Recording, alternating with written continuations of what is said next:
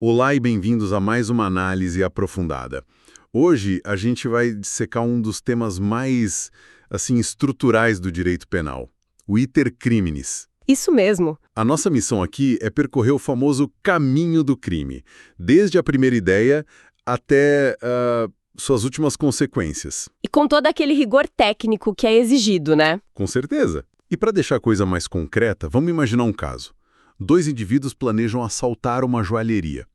A gente vai acompanhar essa jornada deles para entender quando o direito penal entra em campo. Perfeito. E essa imagem do caminho é a chave de tudo. Entender as etapas do iter criminis não é só teoria, é o que define se alguém vai ser punido, como vai ser punido e por qual crime. Certo. É o que separa um crime consumado de uma tentativa, o que é um ato preparatório que não se pune, de um ato de execução que já é punível. Dominar isso é a base. Então vamos começar pelo começo, literalmente. Nossos assaltantes estão em casa planejando tudo. Que nome o direito dá para essa fase e, qual a relevância dela? Essa é a primeira fase, a cogitação. É um momento puramente interno, sabe? Acontece só na mente do agente. Só na mente. Só. Ali ele tem a ideia, pensa nos prós e contras, planeja os detalhes e, enfim, decide cometer o crime. E o ponto mais importante aqui é categórico. A cogitação é sempre impunível. Sempre. Sempre. O direito penal se guia pelo princípio da lesividade, ou seja, ele só age quando existe uma ofensa, um perigo real a um bem jurídico. E o pensamento, por mais errado que seja, não lesiona nada no mundo real, né? Entendi. Então, enquanto eles estão só desenhando mapas da loja e discutindo o plano, o direito penal não pode fazer nada. Mas, e quando eles saem para agir? Digamos que compram as armas, as máscaras, alugam um carro para fuga. A situação muda. Aí a gente entra na segunda fase, a de preparação. Agora, a intenção criminosa já foi exteriorizada. O agente começa a criar as condições materiais para o delito. Comprar armas, estudar o local, chamar um comparsa, são todos atos preparatórios. E aqui vem um ponto fundamental que causa muita confusão. Como regra, os atos preparatórios também são impuníveis. Peraí, mas isso parece meio contraintuitivo. A pessoa já está claramente se preparando para cometer um crime. Comprar uma arma para um assalto já não mostra uma periculosidade enorme. Por que a lei, em geral, não pune? É uma excelente questão. A razão para isso é uma escolha de política criminal. O nosso Código Penal, lá no artigo 14, inciso 2º, ele colocou um marco muito claro. A punibilidade, a título de tentativa, começa com o início da execução. Só na execução. Exato. A lei entende que, enquanto o agente está só se preparando, ele ainda está um pouco distante de colocar o bem jurídico em perigo de verdade. Punir a preparação poderia levar a um direito penal, muito autoritário, sabe? Que pune a intenção, né? Exato. Antes mesmo de um risco concreto. Claro, existem exceções. Se o próprio ato preparatório for um crime autônomo, como porte ilegal de arma de fogo, Sim. nesse caso, nossos assaltantes seriam punidos pelo porte, mas não pela preparação do roubo em si. Certo, então essa é a fronteira que define tudo. A passagem da preparação para a execução. No nosso exemplo da joalheria, quando exatamente eles começam a executar o roubo? É quando entram no carro? Quando estacionam na frente? Ou só quando sacam a arma e gritam é um assalto? Essa é, sem dúvida, a questão mais tormentosa do iter criminis. É o X da questão. A doutrina e a jurisprudência debatem isso há séculos e existem várias teorias para tentar resolver. Uma das mais famosas e muito importante para concursos é a teoria objetiva formal. E o que essa teoria diz? Para a teoria objetiva formal, o ato de execução é aquele que começa a realizar o verbo do tipo penal. O verbo? O verbo. No homicídio, o verbo é matar. A execução começaria com o ato de atirar, não com o de apontar a arma. No nosso roubo, o verbo é subtrair. A execução começaria quando eles iniciam o ato de pegar a coisa usando de violência ou grave ameaça. Peraí. Pela rigidez dessa teoria, se os nossos assaltantes são presos na porta da joalheria, armados, um segundo antes de entrar, isso ainda seria um ato preparatório e impunível de roubo? Isso não parece um resultado perigoso? Exatamente. Essa é a principal crítica a essa teoria. Ela restringe demais o começo da execução, deixando impunes situações de perigo altíssimo. Claro. Por causa disso, surgiram outras. A teoria objetiva material, por exemplo, tenta consertar isso. Ela diz que a execução começa não só com o verbo, mas com o ato imediatamente anterior, que já coloca o bem jurídico em perigo real. Ah, então nesse caso... Esse caso, apontar a arma para o segurança na porta da loja já seria o início da execução. Faz mais sentido. E o STJ, como ele se posiciona? Para quem está estudando para uma prova, qual teoria tem que ter em mente? Esse é um ponto de atenção máxima. O STJ já aplicou teorias mais amplas, como a teoria objetiva individual, que olha o plano concreto do autor.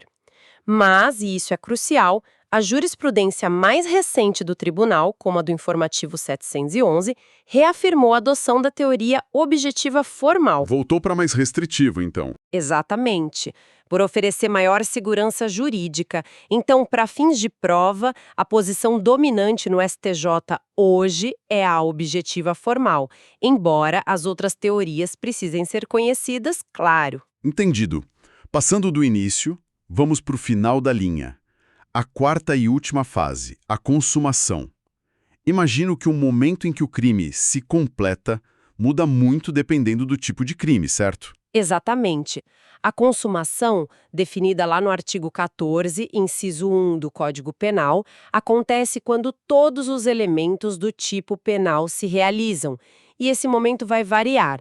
Nos crimes materiais, como o homicídio, a consumação exige um resultado no mundo real. Uma mudança no mundo. Isso, uma modificação. O crime só se consuma com a morte da vítima. E o roubo dos nossos assaltantes?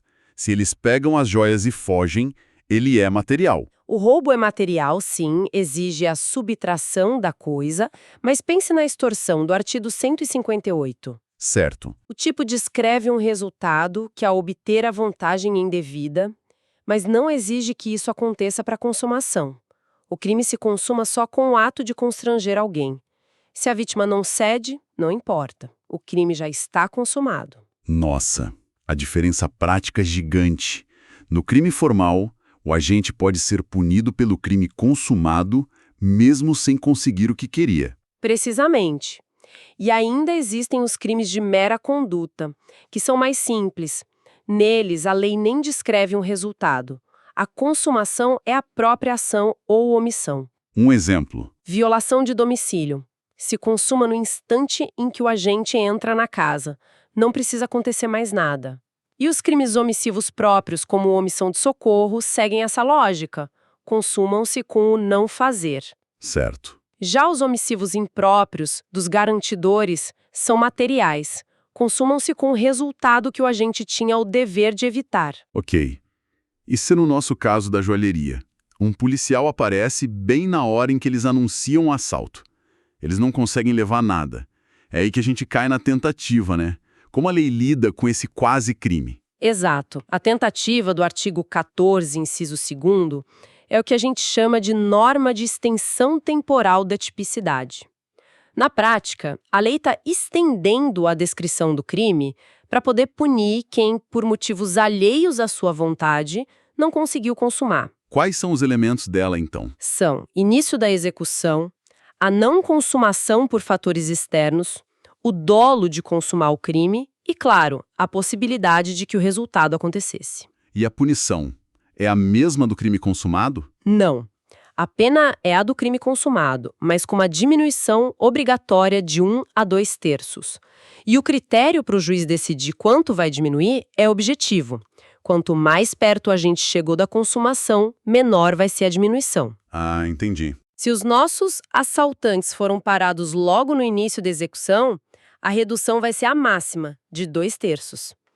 Se já estavam com as joias na mão, quase fugindo, a redução vai ser a mínima, de 1/3. Mas nem todo crime admite tentativa. Quais são as exceções? Correto. A regra é admitir, mas há exceções importantes. Não se admite tentativa nos crimes culposos, porque falta o dolo, a vontade de produzir o resultado. Faz sentido. As contravenções penais também não, por uma proibição expressa na lei. E, em regra, também não se admite nos crimes unissubsistentes, que não podem ser divididos nos omissivos próprios, nos habituais e nos preterituosos. Agora, a lei também parece criar umas saídas de emergência para quem já começou a executar, né? As tais pontes de ouro. O que acontece se um dos ladrões, já dentro da loja, se arrepende e convence o parceiro a ir embora? Perfeito. Estamos falando do artigo 15 do Código Penal, a desistência voluntária e o arrependimento eficaz. Qual a diferença entre eles? Na desistência voluntária, o agente interrompe a execução que ele poderia continuar. Ele pode prosseguir, mas não quer mais. No arrependimento eficaz, ele termina a execução, mas depois age para impedir que o resultado aconteça. Tipo atirar em alguém e depois levar a pessoa para o hospital. Exatamente esse o exemplo clássico, e salva a vida da pessoa. E qual a consequência para quem atravessa essa ponte de ouro? É um benefício enorme. O agente não responde pela tentativa do crime que ele queria cometer, ele responde só pelos atos que ele já praticou. No seu exemplo, se ao tentar matar ele só causou lesões e desistiu, ele responde por lesão corporal, não por tentativa de homicídio. A lei basicamente apaga a tentativa. E se o arrependimento vem depois de tudo consumado? Se eles fogem com as joias, mas uma semana depois devolvem tudo, ainda tem algum benefício? Tem sim, mas é um benefício diferente. Aí a gente entra no arrependimento posterior do artigo 16.